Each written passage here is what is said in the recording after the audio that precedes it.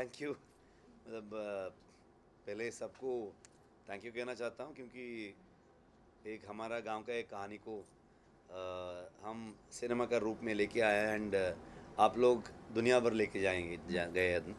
And भाषा के बारे में डेफिनेटली मैं सोच तो पूरा कन्नड़ा में ही करता हूँ तो ठीक है। लेकिन ज़्यादा इंटरव्यू कर करके थोड़ा डेवलप हो गया। ऐसे ही हर लैंग्वेज को सीखने का बहुत इंटरेस्ट एंड बहुत खुश होता है अगर लैंग्वेज आया, क्योंकि अगर एक जगह जाके बात करते हैं वो लैंग्वेज को थोड़ा डिसरेस्पेक्ट होना नहीं चाहिए, तो ज़्यादा वो प्रयास करता हूँ। कुछ जगह वो क्या होता है ना, थोड़ा बैकफायर भी हो जाता है क्योंकि अगर उधर ये भाषा में बात की है, इधर ये भाषा में बात नहीं की है करके ऐसा भी हो सकता है। लेकिन I am a proud Kannadiga, and Kannada इतना प्यार करता हूँ मैं, क्योंकि मेरा सोच सब पूरा कन्नड़ा में ही होता है। ऐसा ही तो दूसरा लैंग्वेज को भी एक एक भाषा को इतना प्यार कर रहा है, इतना इज्जत कर रहा है, तो दूसरा भाषा को भी उतना ही रेस्पेक्ट कर देते एंड प्यार कर देते, बिकॉज इस भारत में हाँ इतने सारे लैंग्वेजेस है, इतने सारे लाइफ स्टाइल है हमारा, जो बिलीफ सिस्टम है, ये सारा जो कोर एक ही होता है। तो दूसरा जगह अच्छे से उनका भाषा मतलब सीख के जो बात करना बहुत खुशी होता है। तो आगे ऐसा ही ट्राई करके जाता हूँ मैं। दूसरा जो कितना कितना भाषा नहीं आता है मुझे, वो भी मैं एफर्ट डाल के ही जाता हूँ मेरा तो दो चीज़ें नहीं है कि एक्सपेक्टेशन एंड एक्साइटमेंट। सो काम करने का ही प्रयास में रखता हूँ मैं, एंड अभी काम ख़त्म करके 2-3 दिन में आपके सामने आ जाऊँगा मैं। एंड मैं मतलब मेरे सारे टीम, सो मैं एक्चुअली वेट कर रहा हूँ लोग क्या कहेंगे। तो उनका एक्सपेक्टेशन मीट हो गया, नहीं तो उनको कितना अच्छा हुआ, तो क्या वर्क हुआ, क्या रिएक्ट करेंगे लोग, वो सोच में हूँ मैं अभी। मतलब थोड़ा ज़्यादा वॉइस तो मैं एक कैरेक्टर को वॉइस देने तक मेरा इम्प्रूवमेंट नहीं हुआ है शायद, तो होने के बाद मैं खुद वॉइस दे देता हूँ। एंड डेफिनेटली थोड़ा देख के समझ में आएगा जो हिंदी वर्जन में क्या है करके। लास्ट टाइम तो कुछ समझ में नहीं आया था, मतलब मैं भी नहीं गया था, मतलब 1-2 दिन के लिए गया था।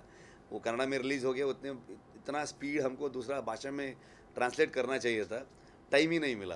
तो इस बार थोड़ा ज़्यादा समझ में आ रहा है, तो ओके ये है करके तो हम भी बोल देते हैं। नहीं तो ये थोड़ा बोलते हैं ना, अभी एक भाषा से दूसरा भाषा को डब होने समय में लॉस्ट इन ट्रांसलेशन जैसा हो जाएगा। कुछ चीज़ें थॉट में हम जो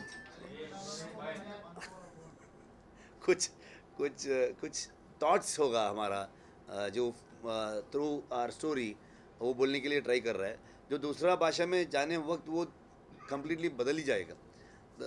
वो नहीं हो रहा है, मैक्सिमम ट्राई कर रहे हैं अभी। तो आई थिंक उसमें हेल्प हो रहा है। ज़्यादा स्टोरी की कहानी के बारे में ज़्यादा बात नहीं कर सकता हूँ मैं, तो लेकिन जो क्या है ना,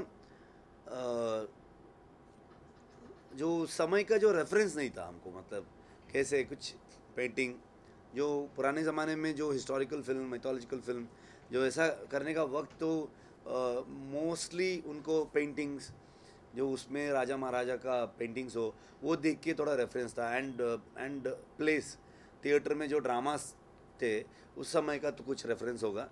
एंड मैक्सिमम पूरा जो नॉवेल्स में जो हिस्ट्री में जो लिखा है उसको पढ़ के रिक्रिएट करना चाहिए था। सो इस बार हमको ज़्यादा उसका उधर का जो राजा महाराजा का एंड ट्राइब्स का उसके बारे में कितना कितना ये लोग जो रिसर्च में जो हेल्प हुआ है उतना ही मिला है, तो इसलिए ज़्यादा हम बुक्स रेफ़र किए हैं एंड ज़्यादा ऐसे जो उसके बारे में पढ़ा है एंड उनसे मिलके और इन्फॉर्मेशन लिया है।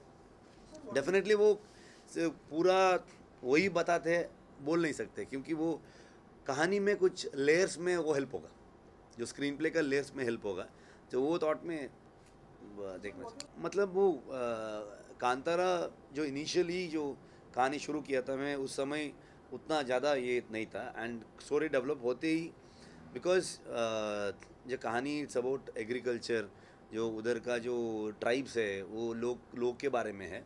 तो वो लोग जो खेत करते हैं, एग्रीकल्चर करते हैं, उधर से जो हमारा जो एग्रीकल्चर से हम हमारा बिलीफ लाइफस्टाइल सब कुछ जुड़ा हुआ है।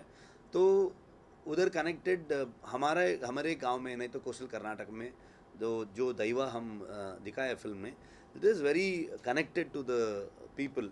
उधर जो लोग हैं उन लोगों को बहुत कनेक्टेड है। सो इसीलिए वो आ गया, इंटेंशनली नहीं आया था, मतलब इंटेंशनली वो यही लेके आना है यही लेके आना है वैसा नहीं था। कहानी में वो ऐसा बैठा है, they execute the cinema, and वो सिनेमा होने के बाद लेके जाके लोगों को पहुंचाना, तो वो सब है ना होम्बाड़े से वो तो बहुत अच्छा हमको सीखने के लिए मिलता है।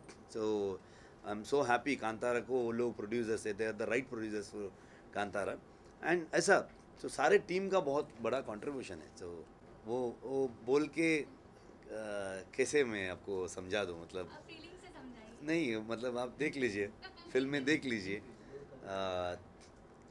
देख लीजिए आप। आई थिंक सब कुछ, एवरीथिंग एवरीथिंग, मतलब this is very new to me. मतलब ये पूरा वर्ड जो कांतार का वर्ड है, मैं कभी ऐसा बड़ा सेट पे नहीं गया था, काम भी नहीं किया था। It's very fresh, it is like my first film, जो पहली बार फिल्म कर रहा हूँ। जो पिछले का जो है वो मेरा एक्सपीरियंस है, वो सब लेके पहली बार मैं एक्सप्लोर करने का एक मौका मिला है। वो सोच में मैं चले जाता हूँ। Every day is a fresh day for me. तो I think every day is a learning process. Every technician, every artist is a teachers. मतलब किसी से भी कुछ मिलेगा सीखने के लिए। सो वो सोच में मैं अप्रोच करता हूँ। मतलब वो क्या है ना, तो वो सब हमारा फीलिंग है, तो अंदर का जो फील है, इमोशंस है, वो उधर ही रखना चाहिए। ज़्यादा उसके बारे में बात किया है ना, वो उतना अच्छा नहीं लगेगा मुझे। तो वो जो एक्सपीरियंस के रूप में अंदर ही रखने का मन करता हूँ मैं। तो आई थिंक वो ब्लेसिंग तो है, नहीं तो इतना मुश्किल दिन था, इतना hard days and hard seasons, every day it's challenging. तो वो हम ख़त्म करके आज आपके सामने आ सक रहे कि वो कुछ आशीर्वाद चाहिए हमको, नहीं तो वो कुछ भी हो सकता है। डेफिनेटली वो आशीर्वाद था, वो तो मानता हूँ।